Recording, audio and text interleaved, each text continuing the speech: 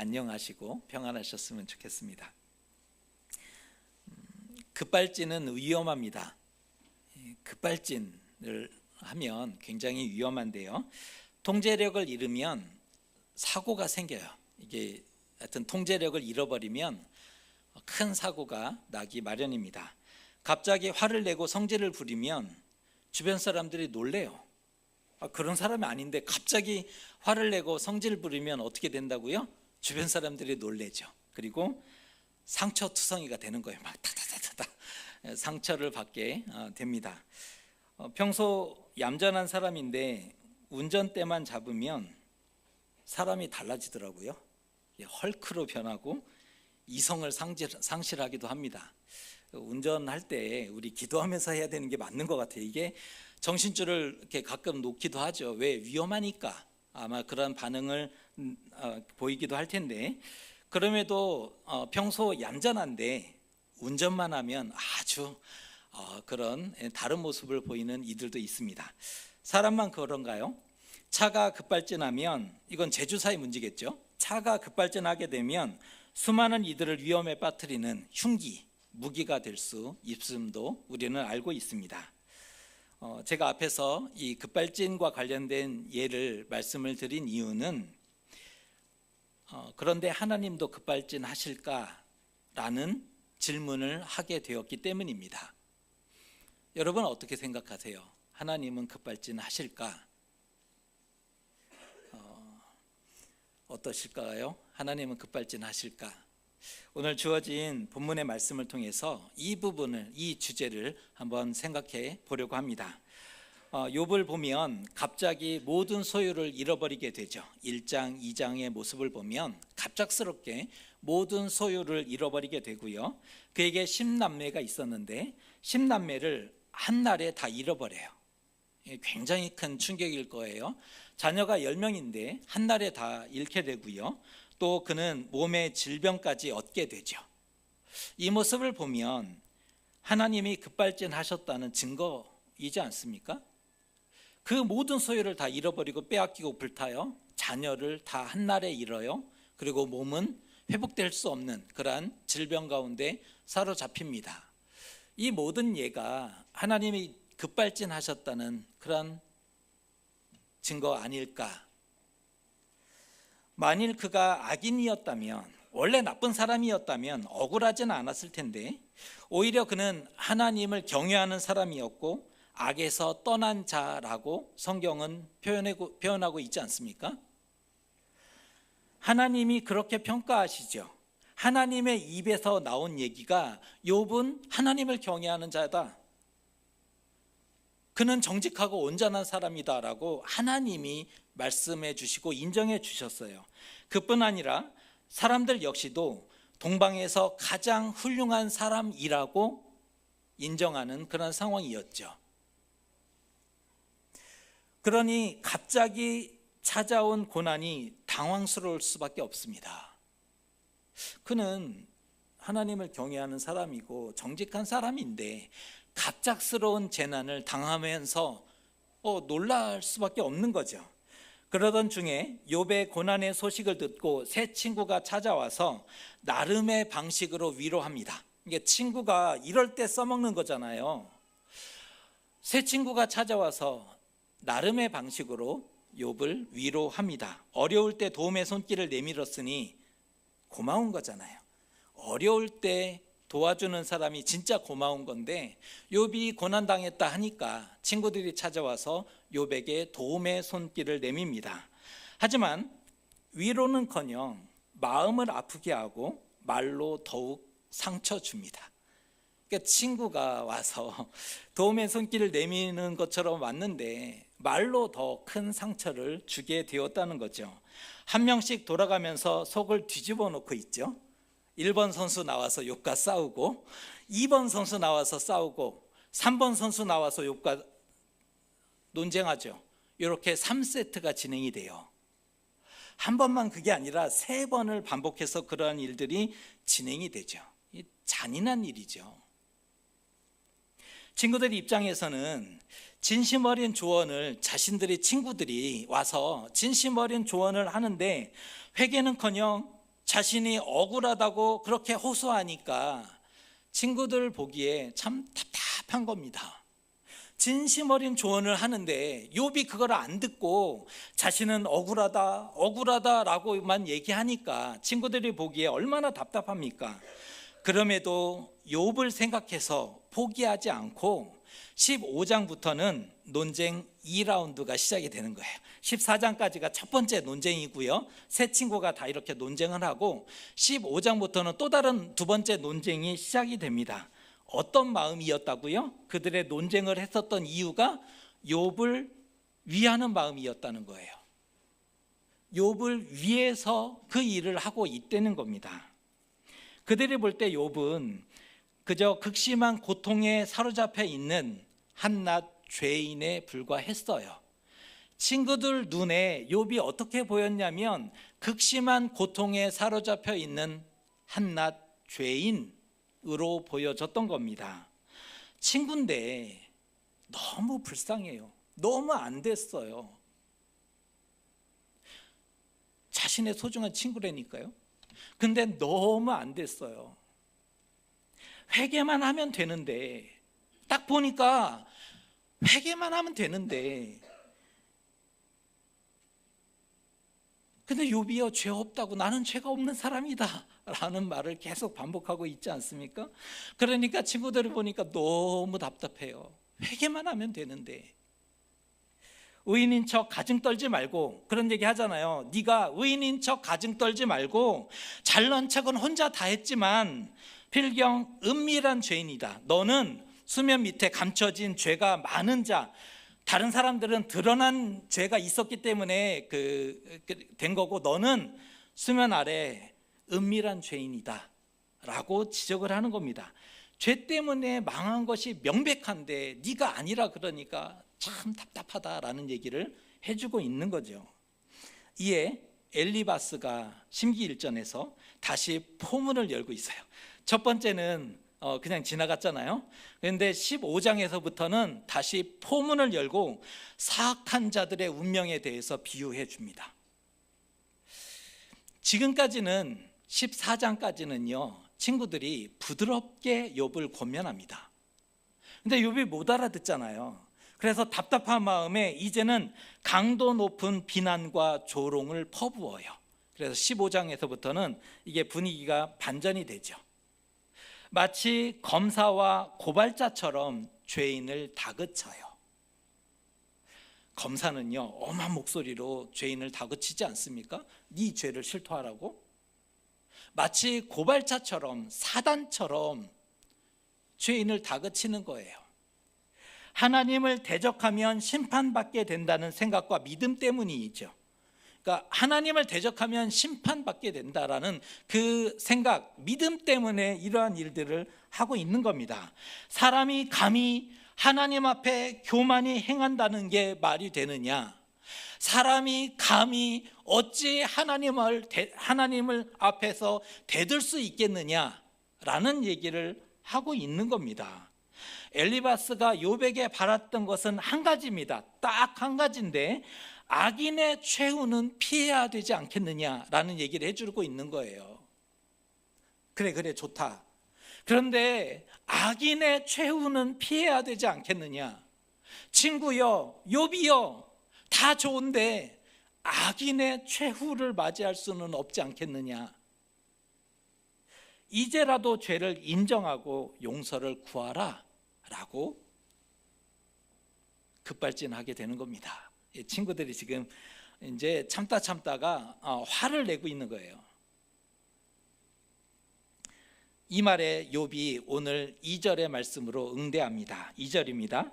이런 말은 내가 많이 들었나니 너희는 다 재난을 주는 위로자들 이로구나.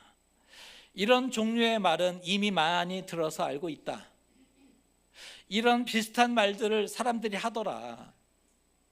내 이미 다 들어서 귀에 딱지가 않도록 알고 있다. 친구들을 향해서 욥이 반격하고 있는, 그러니까 15장의 전후로 욥도요 이제는 가만히 있지 않아요. 반격하는 것을 볼 수가 있는데, 그러면서 욥이 이런 얘기를 해요. 너희는 재난을 주는 위로자들 이로구나. 이게 어폐가 있지 않습니까? 위로자면 위로자지, 재난을 주는 자는 재난을 주는 자지, 근데 재난을 주는 위로자다, 이런 표현을 하고 있어요. 너희는 내 친구인데 너희들이 나를 위로하려고 온 거 아니냐, 너희들이 내 친구인데 왜 나를 공격하고 정죄하느냐라는 말을 해주고 있습니다. 자신에게는 진실로 죄가 없다는 거죠. 사악하지 않았다는 거예요. 이 친구들이니 너희들이 내 삶을 알지 않느냐, 내가 어떻게 여호와 하나님을 경외했고 내가 어떻게 삶을 살아냈는지 친구인 너희들이 증인이지, 그런데 어떻게 친구라는 작자들이 나를 정죄하고 공격하느냐라는 얘기를 하면서 욥이 답답해하고 힘들어합니다. 지렁이도 밟으면 꿈틀하는데 여기서 참다 꿈틀하는 몸짓을 보이기 시작해요. 욥이요, 지렁이도 밟으면 이렇게 뭔가 이렇게 몸짓을 하잖아요. 욥이 꿈틀하는 몸짓을 보이기 시작합니다. 하지만 욥은 고난에 대한 책임을 추궁하거나 하나님을 대적하고자 한 것이 아니었어요. 우리가 이것을 구분하셔야 돼요. 욥이 꿈틀했던 것은 고난에 대한 책임을 추궁하는 것이 아니에요. 하나님을 대적하고자 했던 것이 아니었다는 거예요. 단지 고난에 대한 하나님의 해명을 듣고자 했었던 겁니다. 이건 대적하는 것과는 달라요. 고난에 대한 이유, 하나님의 해명을 듣고자 했었던 욥의 마음을 보여주고 있는 거죠. 억울한 재앙을 당했기 때문입니다. 욥은요, 억울한 재앙을 당했어요. 의로우나 고난당하는 자가 있음을 인정받기를 원했어요. 자신이 바로 그러하죠. 죄가 없었거든요. 의롭지만 고난당할 수 있다라는 그 사실을 인정받기를 원했던 겁니다. 하지만 친구들은 아니야, 죄 때문에 고난받았으니 제발 회개하고 복을 받자라는 얘기를 또 친구들이 하죠. 그러니까 친구들이 욥을 보면 답답했고요, 욥이 친구들을 봤을 때 또 답답했어요. 욥이 하나님을 봤더니 또 답답해요. 왜요? 하나님이 말씀하지 않으시고 나타나지 않으셨기 때문에. 지금 욥을 읽어보면 답답함이 가득합니다. 서로 답답해요. 친구들이 죄 때문이니까 회개하고 복받자라고 욥에게 강요하고 독촉하니까 그럴듯한 말로 또 회유하죠. 또 머리를 흔들면서 조롱하기도 하고 때로는 뜯어 말려요. 욥이여 그러지 마시라. 하지만 욥은 그 친구들의 장단에 맞출 수가 없었습니다. 그럴 만한 기력도 없었죠. 왜? 욥은 이미 죽음의 길을 걸어가고 있는 사람이었으니까. 그들 말에도 동의할 수가 없었어요. 그들 말을 어떻게 인정할 수 있겠냐고요. 그래서 답답한 마음에 위험스러운 태도를 보이기 시작합니다. 욥은 사람이었어요. 욥이요, 위험스러운 태도를 보이는데 오늘 우리가 읽었던 말씀 7절이 이렇게 표현되어 있습니다. 이제 주께서 나를 피로하게 하시고 나의 온 집안을 패망하게 하셨나이다. 우리가 말씀을 읽을 때 오늘 목소리가 작으시더라고요. 그 이유가 굉장히 무서운 말씀이 성경에 기록되어 있거든요. 이 말은 두려운 말이거든요. 하나님이 왜 나를 공격하십니까? 라는 그런 한마디 대표적인 말이에요. 어찌하여 하나님이 나를 공격하십니까? 자신에게 적개심을 가진 것처럼 써주고 있어요. 자신을 대적하고 압제하는 하나님으로 써주고 있잖아요. 그리하여 몸과 마음은 이미 시들어버렸고 파리하게 되었어요. 말라가고 있는 거예요. 거의 죽음 앞에 서 있음을, 자신의 모습을 그대로 표현하고 있는 거죠. 하나님이 진정 이것을 원하셨던 것일까? 죽어야만 끝난다는 것일까? 욥이 그 생각까지 했다는 거예요.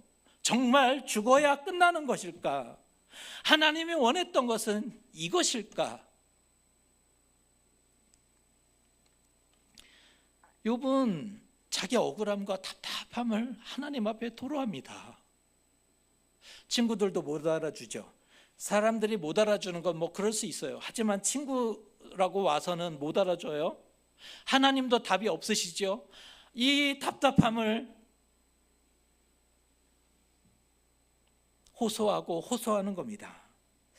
욥이 자신의 슬픔과 아픔의 크기를 이후에 이어지는 말씀에 이렇게 표현합니다. 15절인데요.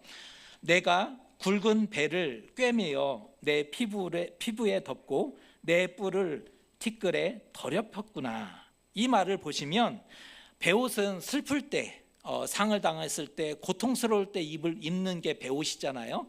그런데 굵은 배를 입었대요. 이것은 크다, 일단은 슬픔이 크다라는 표시고요. 그 굵은 배를 내 피부에 꿰매어 박음질해버릴 정도로, 그 표현이에요. 그 베옷을 입는 정도가 아니라 피부에 꿰매어서 아예 박음질해버릴 정도로 내 고통이 크고 끝날 것 같지 않다, 영원할 것 같다라는 이 비참함을 표현해주고 있는 그러한 표현이죠. 더 이상 울 기력도 없고 힘없는 그의 눈에 죽음의 그늘이 드리워지는 것까지 보게 됩니다. 이제는 죽는구나를 보게 되는 거죠. 욥은 어떻게 될까요? 여러분, 욥이 어떻게 될까요? 오늘 우리가 생각하고자 하는 부분은 하나님이 급발진하시듯 사람을 공격하고 적대시하시는가라는 본질적인 질문입니다. 하나님이 급발진하시듯 사람을 공격하시고 또 사람을 적대시하는가? 여러분은 어떻게 생각하십니까? 정말 죄가 크고 중했기 때문에 심판하실 것일까요? 그렇다면 욥의 문제죠. 죄가 너무 커서 그냥 놔서는 안 돼, 그래서 심판하셨다면 욥이 문제인 거죠. 아니면 귀가 얇디 얇아서 사단의 말에 이리저리 휘둘리고 끌려다녔다? 그렇다면 하나님이 문제죠. 왜요? 그건 사단에게 너무 휘둘린 거잖아요. 그렇다면 하나님이 이건 문제예요. 그냥 심심해서 한번 해봤어. 아무리 그래도 이건 아닌 것 같아요. 이건 빼고 싶어요. 왜요? 인정할 수가 없어요. 심심해서라뇨. 그냥 무슨 말도 안 되는 그런 얘기가 있습니까? 이건 아닌 것 같고요. 그럼 사람을 가르치시고 깨닫게 하기 위해서 어떠세요? 사람에게 교훈을 주시고 깨닫게 하시기 위해서? 그러면 사람은 어떤 희생도 다 감수해야 되는 겁니까? 신의 행동이라면 사람은 찍소리하지 말고 그 모든 것이 무엇이든지 다 감당해야 되는 걸까?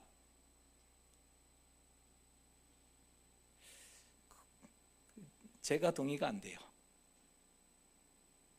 제가 싸워드릴게요. 그런 차원에서 저는 인본주의자입니다. 우리와 함께하는 사람에게는 끝까지 이건 아니다, 그럴 수 없다를 외쳐드릴게요.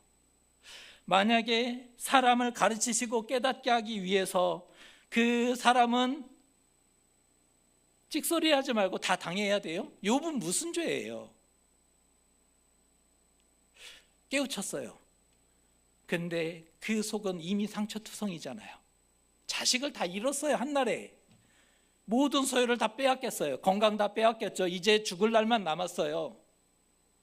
그래서 얻어진 게 그 살아왔던 모든 인생을 다 보상할 만한 것이 된다고요? 아니요. 사람은 그렇지 않아요. 왜요?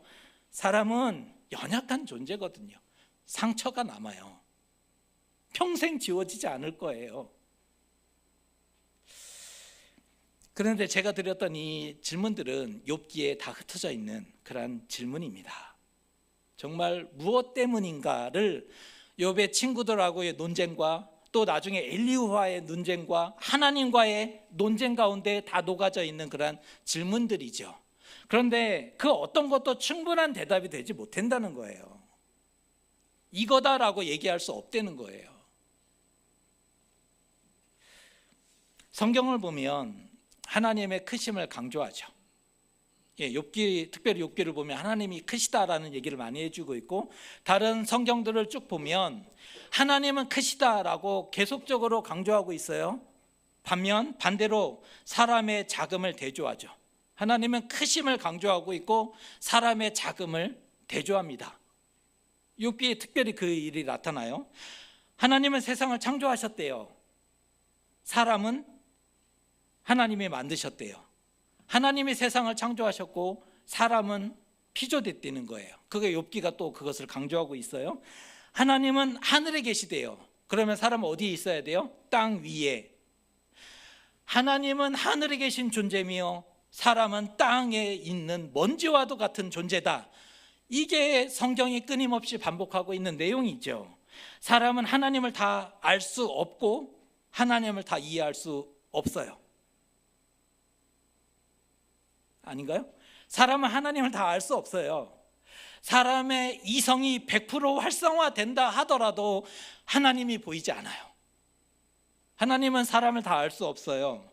하나님의 보여주시는 데까지만 볼 수 있고요, 하나님의 깨닫게 하시는 데까지 깨닫는 게 사람의 존재입니다.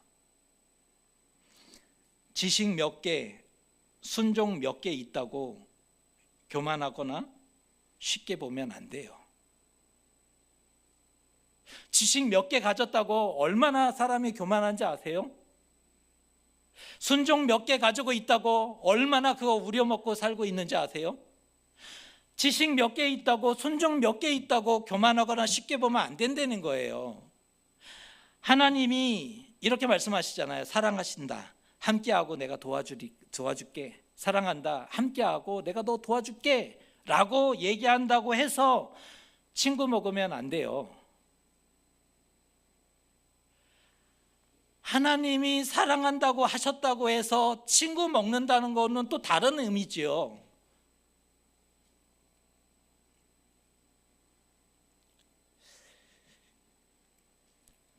그런데 사람의 죄가 하나님의 심기를 건드릴 수 있는가? 여러분 어떻게 생각하세요? 사람의 죄가 하나님의 심기를 건드릴 수 있을까?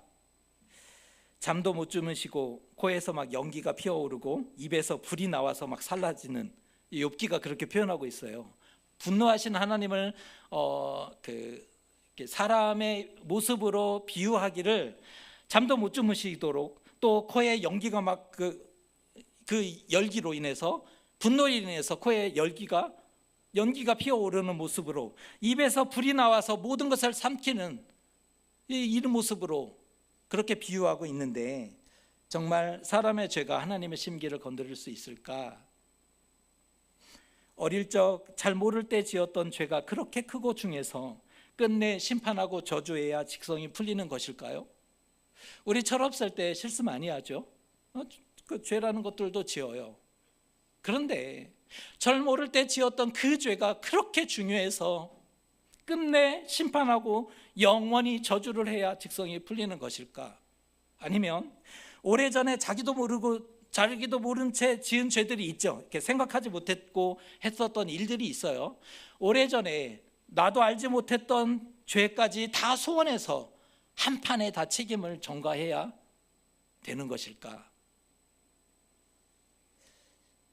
한 인간이 하나님의 진노를 앞당길 수 있을까요? 생각해 보세요. 한 사람이 하나님의 진노를 앞당길 수 있어요? 반대로 한 사람이 하나님의 인내를 연장시킬 수 있습니까? 이거 해결해야 됩니다. 한 인간이 하나님의 진노를 앞당길 수 있거나 한 인간이 하나님의 인내를 연장시킬 수 있는가? 죄 때문에 사람을 잔인하게 다루고 가혹한 응징을 하시는가? 불가능하다는 거예요. 불가능합니다. 하나님을 너무 작게 보고 사람은 너무 크게 봤어요. 하나님을 너무 작게 봤어요. 그리고 사람은 너무 크게 봤어요. 죄 때문이 아니에요. 죄 때문 아니라고요. 죄 때문이 아니라고요. 만약에 그랬다면 사람을 사랑하시기 때문이죠. 만약에 하나님의 진노가 앞당겨졌다면 죄 때문이 아니라 사람을 사랑하시기 때문이고, 하나님의 인내가 연장됐다면 그것은 죄 때문이 아니라 사람을 사랑하시기 때문에 그러한 결정을, 선택을 하나님이 하시게 된 겁니다. 심판이 아니라 구원하시기 위함입니다. 우리 이거 분명히 구분하셔야 돼요. 심판 아니고요, 구원하시기 위함입니다. 죄가 하나님의 거룩함을 빼앗았거나 천국을 침노했기 때문이 아니라 사람을 살리기 위해서인 겁니다. 믿음의 눈이 필요해요. 믿음의 눈이 필요해요. 하나님의 급발진으로 보여지는 것들이 있어요. 하나님의 급발진으로 보여지는 현상, 사건, 사고가 있어요. 그런데 그것은 죽이고 심판하기 위함이 아니라는 거예요. 급발진으로 보여지는 그 현상, 사건, 사고는 죽이고 심판하기 위함이 아니에요. 지키고 돌보기 위함이죠. 해석하면 하나님의 사랑이며 하나님의 열정인 겁니다. 하나님의 사랑 때문이고 열정 때문입니다. 그렇게 받아야, 그래야 살아요. 사람이라서 억울하지만 그렇게 받아야 살아요. 오늘을, 하루를. 고난을 핑계로 하나님을 떠나는 이들이 있어요. 하지만 그것은 사실 믿음이 없는 거고 마음이 없는 거잖아요. 그러니까 고난은 핑계였어요. 믿음이 없는 거고 마음이 없었던 거죠. 새 친구의 말이 고통 중에 있는 친구를 위해서 도움이 되는 말이었어요? 아니었죠. 위로하는 말이었어요? 또 아니었죠. 이런 차원에서 우리도 한번 돌아보면 좋을 것 같아요. 상대를 위한다고 했었던 말들, 실상은 포악하고 무례한 말들이 너무 많아요. 차라리 그럴 때는 같이 울어주는 게 맞아요. 말로 위로할 게 아니라 안아주고 울어주는 게 맞습니다.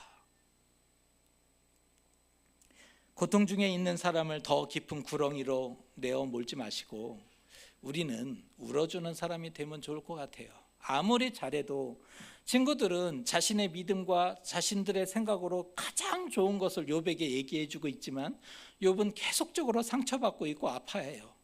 고통스러워하고 있는 거예요. 아, 우리가 말로 위로해 줄 게 아니구나. 손잡아주고 울어주는 형태로 그렇게 위로하는 게 맞겠구나라는 생각을 해보게 됩니다. 우리는 그리스도인다운 성숙함, 믿는 자다운 성숙함이 필요합니다. 제발 성질 좀 죽이시고, 나 원래 이래. 아이, 그런 게 어딨어요. 믿는 자는 이 성질도 기도하면서 좀 누그러뜨려야 되지 않습니까? 성질 좀 죽이시고 급발진 자제하십시오. 아니, 자제하십시다. 같이. 성질도 좀 죽이시고, 사람의 급발진은 누군가를 아프게 해요. 누군가를 상처를 줘요. 그 사람의 급발진, 우리 믿는 자인데 한번 좀 조율해 봐야 되지 않을까요? 오늘 욥이 왜 하나님이 자신을 대적하시고 급발진하시니까? 라고 계속적으로 묻고 있어요. 하나님이 왜 나에게 급발진하십니까?를 묻고 있어요. 하나님의 사랑을 그가 느꼈던 걸까요? 욥은 대단한 게 그 어려운 상황에서 어떤 선택과 어떤 고백을 하는지가 중요한데 하나님의 사랑을 느꼈던 걸까? 욥의 선택과 인내가 빛을 발하는 순간이 나타나요. 욥기를 읽다 보면 욥의 선택과 욥의 인내가 정말 빛나는 순간이 나타나더라는 거예요. 친구들의 손가락질과 조롱에도 하나님을 향해서 눈물을 흘리며 정결하게 기도하는 모습이 나타나요. 친구들이 오해하고 하나님은 답을 하지 않는 그 상황에서 정말 믿음을 갖는다는 게 신기하고 기적과도 같지만 욥은 어떠한 선택과 결정을 하냐면 하나님을 향해 눈물을 흘려요. 뭐 방법이 없으니까 눈물을 흘리죠. 그리고 정결하게 기도합니다. 이 말을 해석하면 욥은 희생양이 아니라 하나님의 사랑과 열정의 주인공과 수혜자가 되기로 결정합니다. 욥은요 희생양이 될 수 있어요. 뭐 많은 이들을 가르친대요. 자기가 사례가 되어서 희생양이 될 수 있죠. 그래 끝나버릴 수 있다고요, 그 인생이. 그런데 욥은 희생양으로 남지 않아요. 희생양이 아닌 하나님의 사랑과 열정의 주인공으로, 수혜자로 그렇게 되기로 결단합니다. 그리고 입으로 고백해요. 정말 특별한 거예요.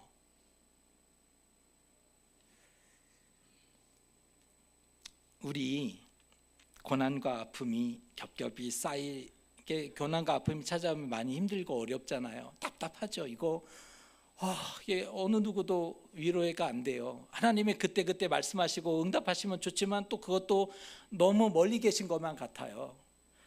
그 고난과 아픔이 겹겹이 쌓일지라도 우리 여전히 하나님을 향해 눈물을 흘려야 합니다. 그리고 기도하는 게 맞아요.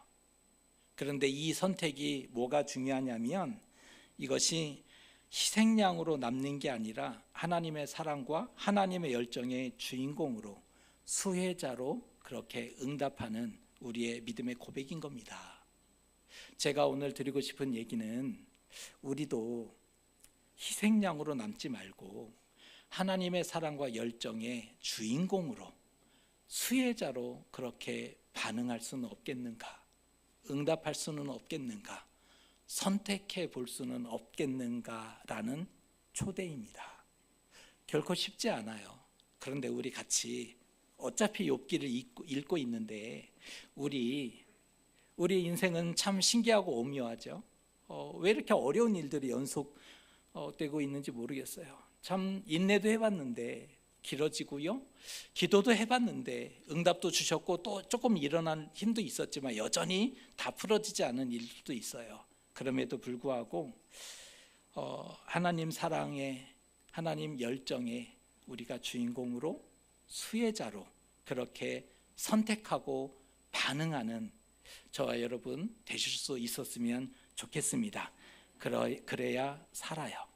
그래야 힘을 얻고요, 그래야 오늘을 걷고, 그래야 내일을 담담히 걸어낼 수 있습니다. 저는 오늘을 걸어낼 수 있는 우리 교우들로 축복하고요, 내일을 담담히 걸어낼 수 있는 교우들 되시기를 주님의 이름으로 축복합니다. 기도하겠습니다. 욥은 친구들의 정죄와 추궁에 크게 당황하였습니다. 하나님이 왜